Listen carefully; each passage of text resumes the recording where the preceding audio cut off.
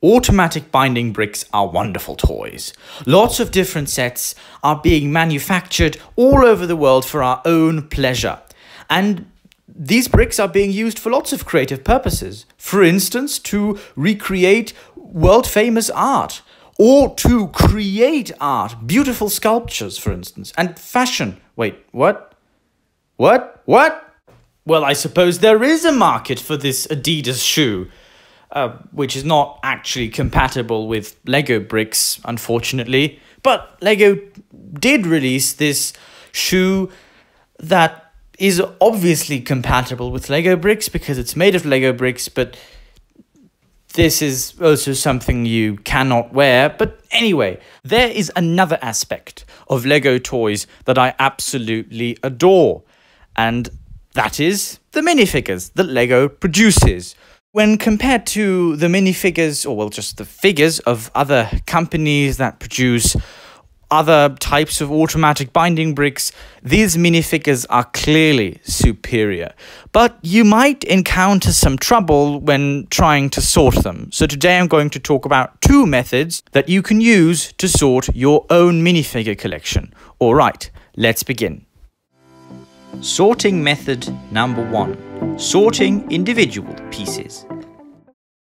This sorting method requires you to take apart your minifigures and then put them into these containers. You would dedicate a space to one part of a minifig, and here I would sort primarily according to function. So these pieces serve the purpose of legs, for instance. Here we have torsos used for several minifigures, from minifigure series to licensed sets. These pieces are used in almost every single item that is provided by the Lego company. And here we have a lot of specialized pieces and also hair pieces. Ultimately, this category consists of costumes and some types of ridiculous pieces that cover the neck of a minifigure torso.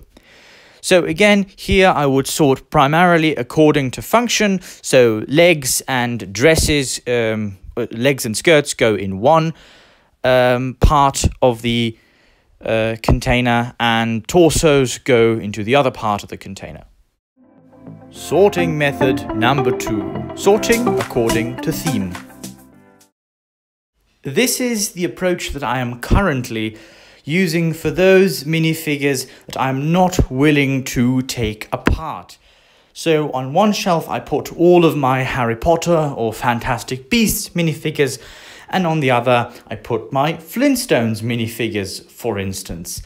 And on the third I may put some classic minifigures or some figures from a minifigure series. And it's not a very complicated approach. It's very simple, and ultimately it doesn't require a lot of precision. It doesn't even require a lot of time.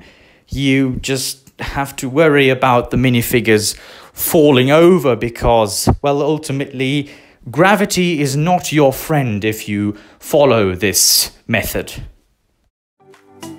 So, here's my summary of what I've said so far.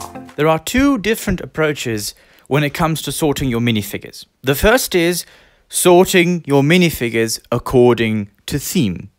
The second one would be taking them apart and then sorting the pieces according to their function, putting them into spaces assigned to them within your containers, and then putting those containers onto your shelves in order to keep all of these pieces safe.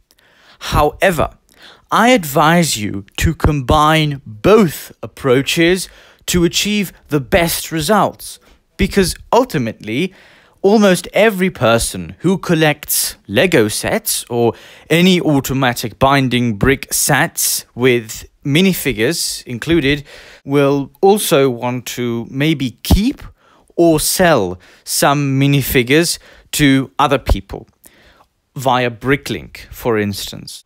And therefore, I do not recommend taking all of your minifigures apart. Instead, I advise you to use both methods in order to keep some of your minifigures from your collection whole, which you might want to display or which you might want to keep, and to take the other minifigures that are less valuable to you apart. However, if you also happen to own pieces that represent animals, I would also advise you to sort those animals separately and sort every species. Ultimately, this is not a very difficult task because you usually don't have so many animals if you are a Lego collector who doesn't have so much experience. But ultimately, I mean, there are some types of people like me who own huge armies of Harry Potter owls. For those people, it's best to first sort every animal by species and then by color. If you have any remaining questions on how to sort your minifigures, please leave them in the comment section and I will answer them. I am very happy due to all the support I've gotten, even though I was absent from YouTube for such a very long time. Thank you very much for your likes and your comments. And if you happen to enjoy this video as well, you can subscribe and leave a comment, like, or even ring the notification bell. All right, thank you very much for watching my videos.